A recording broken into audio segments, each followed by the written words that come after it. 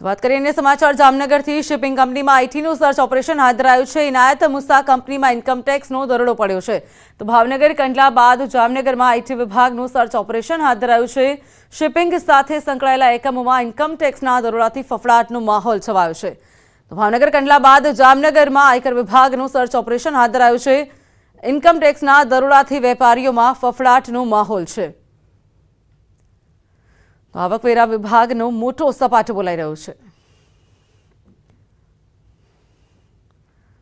તો આ અંગે વધુ વાતચીત કરવા અમારી સાથે અમારા સંવાદદાતા કિંજલ જોડાઈ ગયા છે। વધુ વિગત મેળવે કિંજલ પાસેથી। કિંજલ, આઈટી વિભાગનો દરોડો પડ્યો છે, તમામ કંપનીઓમાં અત્યારે હાલ ફફડાટનો માહોલ છે, શું છે વધુ વિગત?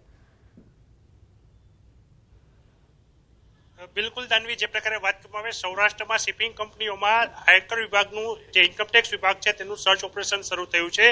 જે પ્રકારે ભાવનગર અને કંડલા બાદ જામનગરની ઇનાયત મુસા એન્ડ કંપની કે જે શિપિંગ લાઇન સાથે સંકળાયેલી છે ત્યાં સવારથી જ સર્ચ ઓપરેશન હાથ ધરાયું છે। જે પ્રકારના દ્રશ્યો હું દેખાડવા માંગી, સીધા જ દ્રશ્યો આપ જોઈ રહ્યા છો।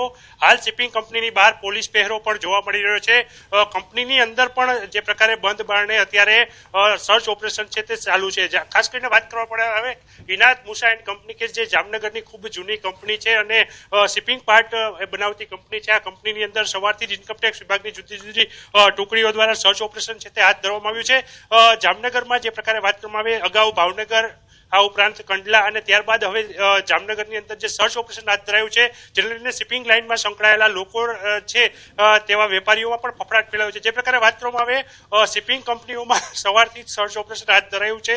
ઇનાયત મુસા એન્ડ કંપની કે જેમના રહેણાંક આવેલા છે રહેણાંક મકાનમાં પણ હાલ સર્ચ ઓપરેશન ચાલી રહ્યું છે।